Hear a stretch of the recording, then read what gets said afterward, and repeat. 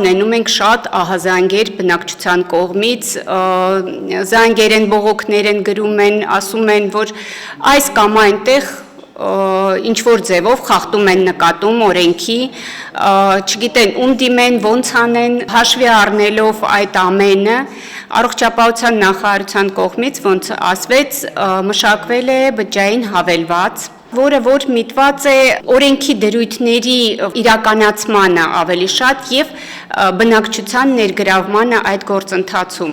Անունը հավելված է Smoke Free Armenia։ Կարող են անցնել այն դարանները, որոնք հենց խախտման են վերաբերվում եւ արձանագրելուց հետո, եթե նկատեցին, որ ինչ որ միտեղ ծխախոտ է օգտագործվում, որը որ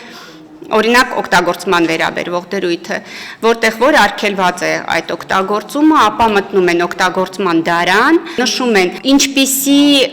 տեղում է խախտումը, որ տեղում է խախտումը իրականացվում, դա բժշկական կազմակերպություն է,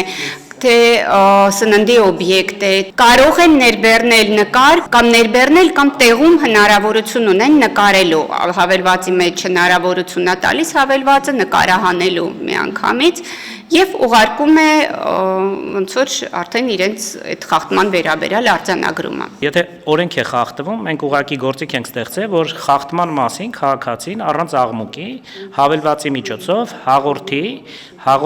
հաղորդի միտեղ այդ հաղորդագրումը ալնի անանուն, ինքը իր վրա փող չի նստում, ուղարկում է տեղեկատվությունը